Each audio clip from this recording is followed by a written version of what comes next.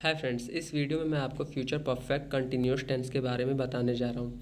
जैसा कि हमने लास्ट वीडियो में फ्यूचर परफेक्ट टेंस के बारे में जाना था और इस वीडियो में हम फ्यूचर परफेक्ट कंटिन्यूस टेंस के बारे में जानने जा रहे हैं। फ्यूचर परफेक्ट कंटिन्यूस टेंस की हम बात करें तो इसका पहचान होता है रहा होगा, रहे होंगे, रही होगी प्लस में टाइम। अब इसका पहचान केवल रहा होगा, रहे होंगे या रही होगी क्यों होगा? तो जब आप प्रेजेंट परफेक्ट कंटिन्यूस टेंस की पहचान देखेंगे तो वो है रहा है, रहे हैं, रही है plus time. Past perfect continuous tense की पहचान रहा था, रहे थे, रही थी प्लस में टाइम। तो इसी प्रकार फ्यूचर परफेक्ट कंटिन्यूस टेंस हो जाएगा रहा होगा, रहे होंगे, रही होगी प्लस में टाइम। आई होप आपको समझ में आया होगा कि इसका पहचान रहा होगा, रहे होंगे, रही होगी क्यों है। अब हम हेल्पिंग वर्ब की बात करते हैं तो इसका हेल्पिंग वर्ब दो है, एक होता है विल हैव बीन और एक होता है सेल हैव बीन।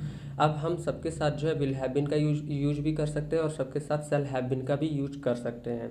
पर अगर आपको समझ में नहीं आ रहा है तो आप जो है आई और वी के साथ सेल हैव बीन का यूज कर सकते हैं और बाकी सबके साथ विल हैव बीन। अदरवाइज अगर आप चाहें तो सबके साथ विल हैव बीन का यूज कर सकते हैं, क्योंकि अब सेल हैव बीन का यूज कहीं नहीं होता है, बहुत कम होता है, क्योंकि इनके बीच कुछ अंतर है। जब आप डीप ग्रामर में पढ़ेंगे तो आपको पता चलेगा कि सेल हैव बीन और विल हैव बीन के बीच में अंतर क्या है। तो अभी के लिए बस आप इतना जानिए कि हमें सबके साथ विल हैव बीन का यूज करते हैं। अब हम अफर्मेटिव की तरफ चलते हैं। अफर्मेटिव का जो रूल है वो क्या होता है? सब्जेक्ट प्लस में विल सेल प्लस में हैव प्लस में बीन प्लस में वर्ब की फर्स्ट फॉर्म प्लस में आईएनजी प्लस में ऑब्जेक्ट प्लस में सिंस या फोर। यानी सबसे पहले हमारा सब्जेक्ट आएगा, फिर विल या सेल लगाना है, फिर उसके बाद हैव, फिर प्लस में बीन, फिर प्लस में वर्ब की फर्स्ट फॉर्म, फिर प्लस में आईएनजी, फिर प्लस में ऑब्जेक्ट एंड देन टाइम के लिए हमें सिंस या फोर लगाना है। जैसा कि मैंने आपको प्रीवियस वीडियो में बताया था कि सिंस और फोर का यूज कहाँ होता है। सिंस का यूज करेक्ट टाइम के साथ होता है, जबकि फोर का यूज इनकरेक्ट टाइम के साथ होता है। अब जैसे कि हम एग्जांपल देख लेते हैं, जैसे कि वे 2 साल से कंपनी खोल रहे होंगे। वे 2 साल से कंपनी खोल रहे होंगे, इसको हम कैसे बनाएंगे?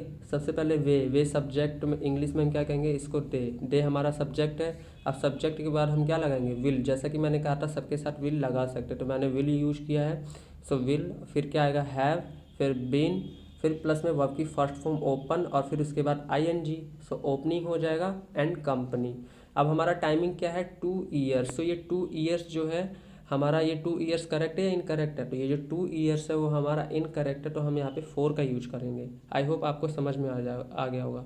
वे 2 साल से कंपनी खोल रहे होंगे, क्या हो जाएगा? They will have been opening company for 2 years. अब हमारा नेक्स्ट एग्जाम्पल है, हम 1 हफ्ते से पैदल चल रहे होंगे। हम 1 हफ्ते से पैदल चल रहे होंगे, हमको हम इंग्लिश में क्या कहते हैं? हमको इंग्लिश में कहा जाता है वी। अब वी हमारा सब्जेक्ट है, सब्जेक्ट के साथ अब क्या आएगा? हमारा विल या फिर सेल आएगा। यहाँ पर क्या आ जाएगा? विल, फिर वी विल, फिर उसके बाद हैव, फिर प्लस में बीन, फिर वर्ब की फर्स्ट फॉर्म। हमारा चलने को इंग्लिश में क्या कहते हैं? हम यहाँ पे पैदल चलना, पैदल चलने को हम कहते हैं वॉक, और उसके बाद हमें आईएनजी का यूज करना है, तो ये हो जाएगा वॉकिंग। अब यहाँ पे टाइम है हमारे पास 1 वीक। ये 1 वीक करेक्ट है या इनकरेक्ट है? तो ये 1 वीक हमें नहीं पता कौन सा टाइम है, तो ये इनकरेक्ट टाइम है, तो इसलिए हमने क्या यूज किया है? 4। ये पूरा का पूरा सेंटेंस हो जाएगा we will have been working for 1 week. अब हम अपने नेक्स्ट एग्जाम्पल की तरफ चलते हैं। हमारा नेक्स्ट है नेगेटिव। नेगेटिव का रूल क्या है?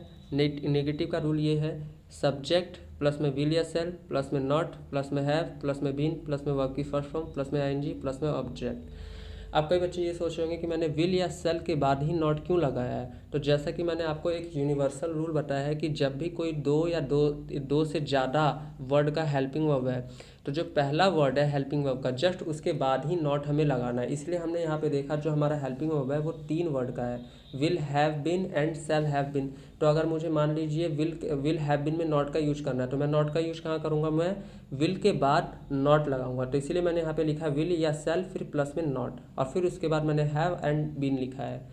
यहाँ तक आपको समझ में आ गया होगा। अब हम एग्जाम्पल की तरफ चलते हैं। हमारा पहला एग्जाम्पल है, वे 2022 से विदेश नहीं जा रहे होंगे।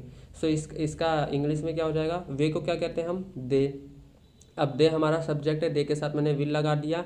अब क्योंकि ये नेगेटिव यानी नॉट वाला है, यानी कि नहीं वाला है, तो इसके बाद नॉट आ जाएगा, फिर उसके बाद हैव बीन आ जाएगा और उसके बाद जाने को गो बोलते हैं और गो के साथ आईएनजी आ जाएगा गोइंग, और उसके बाद टू फॉरेन। हम विदेश को इंग्लिश में क्या कहते हैं? फॉरेन। अब हमारा यहाँ पे टाइम जो है 2022, ये 2022 हमारा जो टाइम है वो करेक्ट है या इनकरेक्ट है? ये करेक्ट टाइम है, इसलिए हमने क्या यूज किया है, सिंस। सो आई होप आपको ये एग्जाम्पल समझ में आ गया होगा। अब इसका एक बार मैं रिपीट कर देता हूँ, ये हो जाएगा पूरा का पूरा, they will not have been going to foreign since 2022। हमारा नेक्स्ट एग्जाम्पल है, हम कल से नहीं पढ़ रहे होंगे। हम कल से नहीं पढ़ रहे होंगे, हम का क्या हो जाएगा, वी। अब वी के साथ हमें क्या लगाना है, वी के बाद, वी हमारा सब्जेक्ट है तो प्लस में विल, फिर उसके बाद नॉट, हैव बिन पढ़ने का स्टडी, और उसके बाद आईएनजी, और हमारा यस्टरडे एक करेक्ट टाइम है तो यहाँ पे सिंस आ जाएगा। तो ये हो जाएगा हमारा we will not have been studying since yesterday. So I hope आपको ये एग्जाम्पल समझ में आया होगा। अब हम चलते हैं अपने नेक्स्ट सेंटेंस की तरफ, वो है इंट्रोगेटिव। अब इंट्रोगेटिव में रूल क्या हो जाएगा, अगर आप इंट्रोगेटिव में देखेंगे तो मैंने बता रखा है कि जितने भी इंट्रोगेटिव हैं ये भी एक यूनिवर्सल रूल है कि अगर आप कोई भी इंट्रोगेटिव सेंटेंस बनाते हैं और वहाँ पे किसी हेल्पिंग वर्ब का यूज किया जा रहा है तो आपको सबसे पहले क्या लिखना है, हेल्पिंग वर्ब। जैसा कि आप देख सकते हैं मैंने विल या सेल पहले लिखा है क्योंकि विल और सेल एक हेल्पिंग वर्ब है। उसके बाद सब्जेक्ट, फिर प्लस में हैव बीन, फिर प्लस में वर्ब की फर्स्ट फॉर्म, प्लस में आईएनजी, प्लस में ऑब्जेक्ट, प्लस में सिंस, प्लस में फॉर, प्लस में क्वेश्चन मार्क। अब जैसे कि हमारे यहाँ पे पहला एक सेंटेंस है, क्या वे 2 हफ्तों से मुझे पकड़ रहे होंगे, तो वे को हम इंग्लिश में कहते हैं दे। अब दे के पहले मैं क्या लगा दूंगा, विल, तो ये हो जाएगा विल दे, और उसके बाद हमें हैव बीन का यूज करना, तो ये हो जाएगा will they have been catching, यानी कैच मतलब पकड़ना, और आईएनजी लगाना है, कैचिंग मी फॉर 2 वीक्स। जैसा कि 2 वीक्स जो है हमें नहीं पता कौन सा टाइम है तो इसलिए हमने इनकरेक्ट टाइम के लिए 2 का यूज किया है। तो ये पूरा का पूरा हो जाएगा will they have been catching me for 2 week. अब हमारा नेक्स्ट एग्जाम्पल है, क्या तुम 2 दिन से मुझे डांट रहे होगे। सो इसका क्या हो जाएगा, तुम का क्या हो जाता है, यू। अब यू के साथ हमें विल लगाना, तो ये हो जाएगा will you have been scolding me for 2 days. So I hope आपको ये समझ में आया होगा। अब हम नीचे चलते हैं, नीचे आपको मैंने कुछ एग्जाम्पल्स दे रखे हैं जैसा कि आप देख सकते हैं यहाँ पे ये अफर्मेटिव का एग्जाम्पल है 5। आप इसको जो है अपने नोटबुक में राइट करके इसे नोट करके और इसका ट्रांसलेशन कर सकते हैं और सीख सकते हैं।